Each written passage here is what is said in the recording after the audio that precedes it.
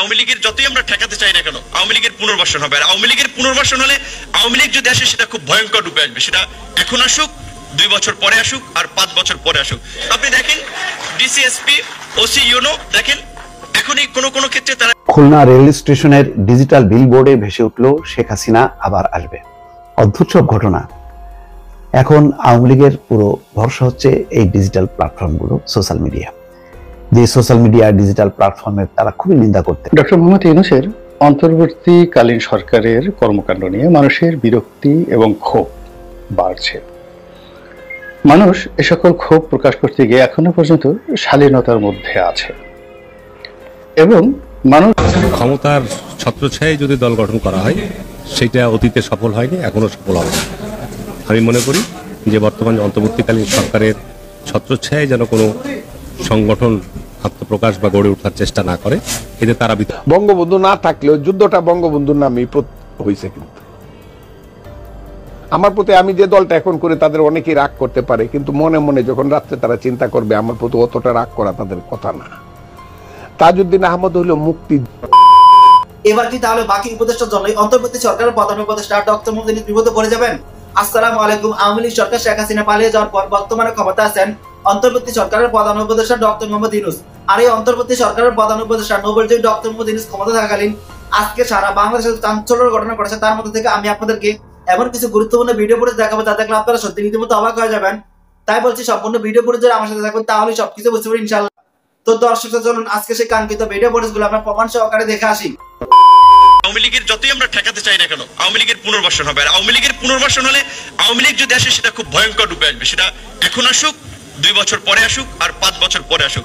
আপনি দেখেন DC SP, OC YONO, দেখেন এখনই কোন ক্ষেত্রে তারা স্পষ্টত বিশেষ কোন রাজনৈতিক দলের পক্ষে অবস্থান নিয়ে নিচ্ছে। অনেক রাজনৈতিক দলই মঞ্চে এক রকমের কথা বলে, ভিতরে আরেক রকমের কথা বলে। পলিসি লেভেলে যখন তাদের মধ্যে আলাপ আলোচনা হয়, ক্ষমতার ভাগবটোয়ারা কেন্দ্রিক। খুলনা রেল স্টেশনের ডিজিটাল বিলবোর্ডে ভেসে উঠল শেখ হাসিনা আবার আসবে। অদ্ভুত সব ঘটনা। এখন আওয়ামী লীগের পুরো ভরসা হচ্ছে এই ডিজিটাল প্ল্যাটফর্মগুলো, সোশ্যাল মিডিয়া। যে সোশ্যাল মিডিয়া ডিজিটাল প্ল্যাটফর্মের তারা খুবই নিন্দা করতেন এবং একেবারে অসহনীয় ছিল, এইগুলিকে তুচ্ছ তাচ্ছিল্য করতো।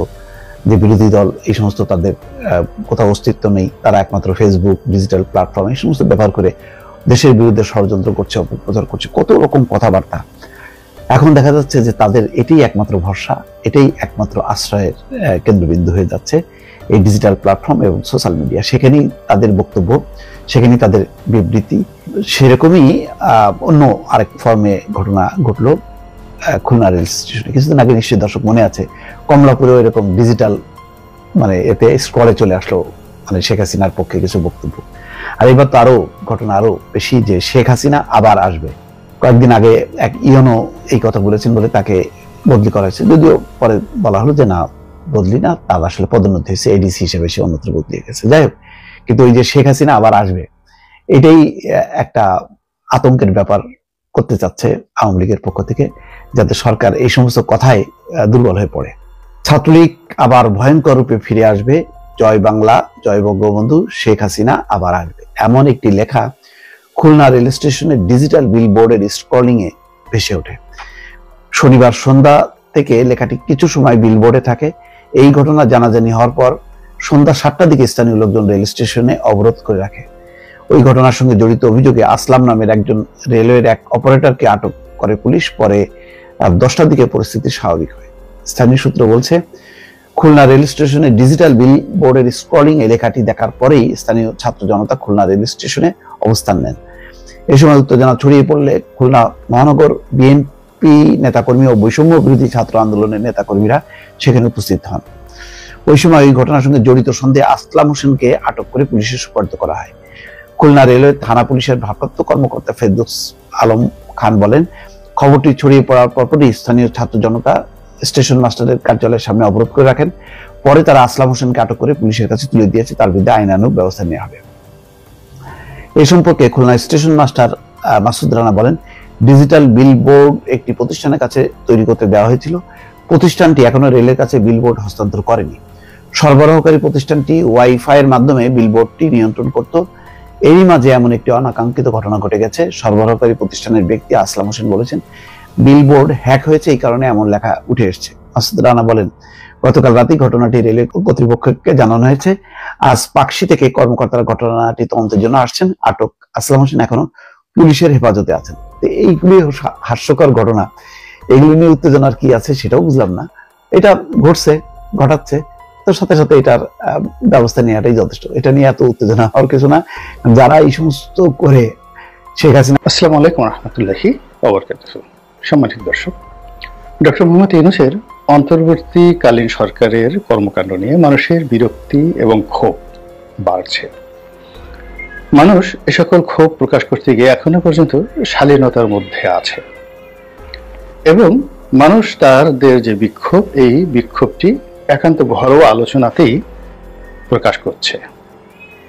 কিন্তু রাজনীতি এত জটিল একটা বিষয় বা এত বৃহৎ একটি পরিসর এবং এত চলমান একটি প্রক্রিয়া, যেখানে আসলে একবার কোনো জিনিস যদি শুরু হয় সেটাকে খুব চমৎকারভাবে নিষ্পত্তি করতে হয়, কেটে ফেলতে হয়, অথবা সেটা বাড়তেই থাকে এবং সেটা কিভাবে বাড়তে থাকে সেটা শেখ হাসিনার জমানায় আপনারা দেখেছেন।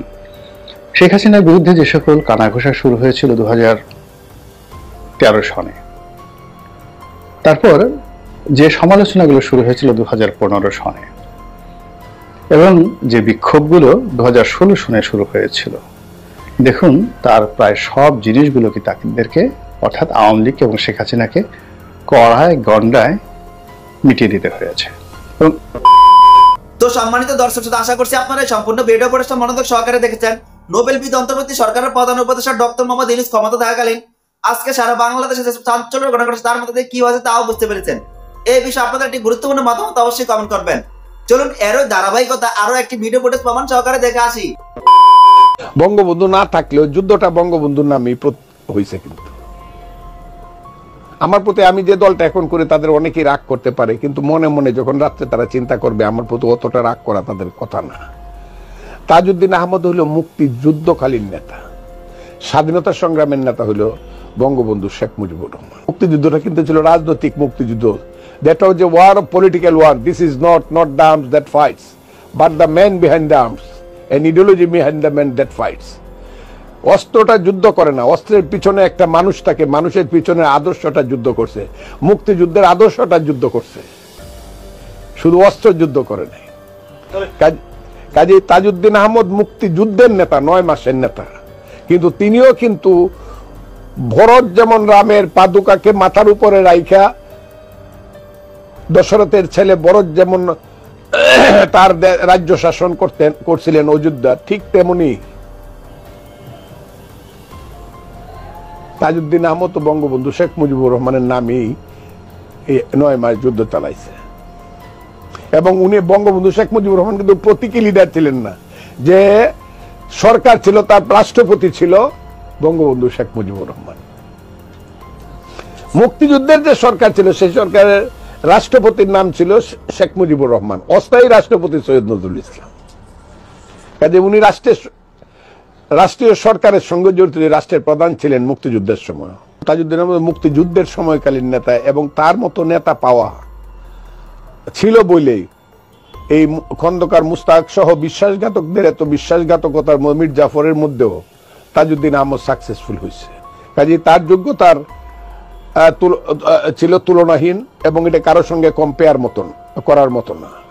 মুক্তিযুদ্ধের সময়টা 9 মাস আমি বললাম, a man of 45 years old.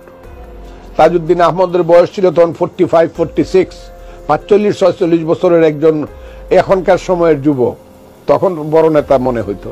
তিনি মুক্তিযুদ্ধটাকে লিড করছেন, তবে তার বট গাছের নাম ছিল সৈয়দ নজরুল ইসলাম, তাকে ছায়া দিচ্ছে, নাহলে খন্দকার মুস্তাফাকে কিন্তু ধাক্কায় তাকে ফেলে দিত। পরবর্তী সময়ে তাজউদ্দিন আহমদের সাথে বঙ্গবন্ধুর একটা দূরত্ব তৈরি হয় বলে আমরা পড়ি আর কি, এটা কি আসলে সত্য কিনা? এর অর্থই না যে পারস্পরিক স্নেহ এবং শ্রদ্ধাবোধটা দূরে চলে গেছিল। যদি দূরে চলে যাইতো তাহলে তাজউদ্দিন আহমদ 15ই আগস্টে বঙ্গবন্ধু মৃত্যুর পরে মিছিল বের করত, মুস্তাক ভাই এগিয়ে চলো, সেটা না করে জীবনটা দিয়ে গেছে। কাজে তাদের মধ্যে এত ডিফারেন্স খুঁজে এত লাভ নাই। তাজউদ্দিন আহমদই তো বঙ্গবন্ধু হত্যার পরে মাত্র 83 দিন পরে জীবন দিয়ে গেল। কাজে তাদের এত ডিফারেন্স খুঁজতেছেন কেন? রাজনীতি ডিফারেন্স থাকবে, আবার ঐক্য হবে, আবার ডিফারেন্স হবে। আমি আপনাকে অনেক বলতে পারি, সেই উদাহরণ দিয়ে আমি জিনিসটাকে বড় করব না।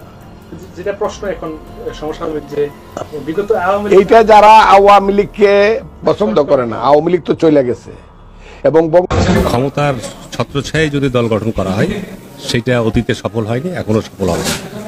আমি মনে করি যে বর্তমান অন্তর্বর্তীকালীন সরকারের ছত্রছায়ায় যেন কোনো সংগঠন আত্মপ্রকাশ বা গড়ে ওঠার চেষ্টা না করে, এতে তারা বিতর্কিত হবে। ছাত্র প্রতিনিধিদেরকে ওই সময় তাদের দায়িত্ব এবং ভূমিকা ছিল গত জুলাই আগস্টে, সেখানে বর্তমান অন্তর্বর্তী সরকারের প্রধান হয়তো ছাত্রদের মধ্য দিয়ে একজন প্রতিনিধিকে চুজ করেছে, সেটা আমি মনে করি না যে এটার জন্য কোনো সংকট রয়েছে। তবে আমার যেটা বক্তব্য যে এইটার যদি করতে যায় তাহলে সেই ক্ষেত্রে 1/11-এর সময় যেভাবে বিতর্কিত হয়েছে, অতীতে বিভিন্ন সময় এটা বিতর্কিত হয়েছে, এটা করতে গেলে এটা বিতর্কের জন্ম দেবে, এটা না করাই উত্তম। বাংলাদেশে ছাত্র রাজনীতির একটা গৌরবোজ্জ্বল ইতিহাস এবং ঐতিহ্য রয়েছে। বাংলাদেশের গত 50, 60, 70 বছরে বাংলাদেশের যে কোনো পট পরিবর্তনে ছাত্র সমাজের একটা বিরাট ঐতিহ্য এবং গুরুত্বপূর্ণ ভূমিকা রয়েছে। ইভেন গত 24শে জুলাই আগস্টেও ছাত্র সমাজের একটা বিরাট এখানে। তো সম্মানিত দর্শক শ্রোতা, আশা করছি আপনারা সম্পূর্ণ ভিডিও ফুটেজগুলো মনোযোগ সহকারে দেখেছেন। অন্তর্বর্তী সরকারের প্রধান উপদেষ্টা নোবেল জয়ী ডক্টর মোহাম্মদ ইউনূস ক্ষমতা থাকাকালীন আজকে সারা বাংলাদেশের ঘটনার সাথে আমাদের কি হচ্ছে তাও বুঝতে পেরেছেন। এই বিষয়ে আপনাদের একটি গুরুত্বপূর্ণ মতামত অবশ্যই কমেন্ট করবেন। আজ এই পর্যন্তই, দেখা হচ্ছে অন্য একটি ভিডিওতে। সে উদ্দেশ্যে ভালো থাকবেন, সুস্থ থাকবেন। আল্লাহ হাফেজ।